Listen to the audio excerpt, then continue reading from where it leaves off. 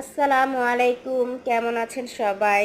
আশা করি সবাই ভালো আছেন। আমাদের চ্যানেলে আপনাদের সকলকে স্বাগতম। তো সকাল সকাল রান্নাঘরে চলে আসলাম, যেহেতু আজকে শুক্রবার। তো ছেলে মেয়ে সবাই খেতে চেয়েছে আজকে পোলাও এবং মুরগির মাংস।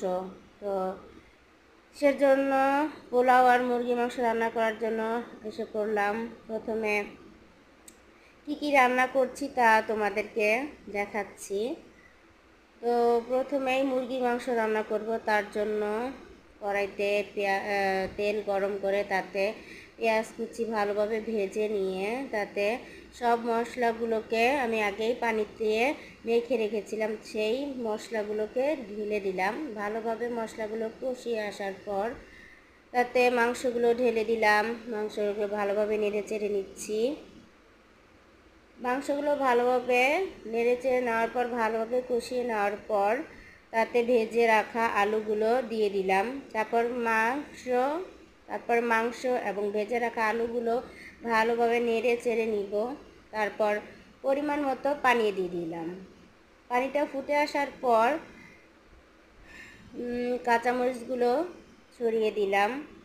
তারপর ভালোভাবে নেড়ে চেড়ে নিব। তারপর মাংসটা হয়ে আসলে তার উপর কিছুটা জিরা গুঁড়ো ছড়িয়ে দিলাম। এই তো মাংস কমপ্লিট। তারপরে বেগুন ভেজে নিচ্ছি। আমি পোলাওর সাথে একটু বেগুন ভাজিটা খেতে খুবই পছন্দ করি, তাই কিছুটা বেগুন ভাজি করে নিলাম। বেগুন ভাজিটা হওয়ার পর আমি পোলাওটা বসাবো। তার জন্য কড়াইতে তেল গরম করে গোটা মশলা দিয়ে দিলাম এবং তাতে পেঁয়াজ ভালো করে ভেজে পোলার চালগুলো ঢেলে দিলাম। পোলার চালগুলো ভালোভাবে নেড়ে চেড়ে ভেজে নিতে হবে। আসলে পোলাও চালটা যতটা ভেজে নেওয়া যায় ততটাই ঝরঝরা হয় পোলাওটা তৈরি হওয়ার পর। তার জন্য ভালোভাবে চালটাকে কড়াইতে ভেজে নিতে হবে।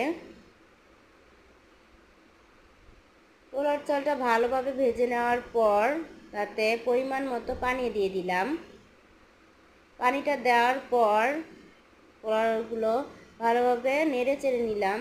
তারপর কিছুটা কাঁচামরিচ ছড়িয়ে দিলাম। তারপর পোলাওর পানিটা শুকিয়ে আসলে হালকা নেড়ে চেড়ে তাতে পেঁয়াজ বেরেস্তা দিয়ে উঠিয়ে নিতে হবে। এই তো আজকের পোলাও তৈরি। সালাদ, লেবু, মুরগির মাংস এবং বেগুন ভাজি।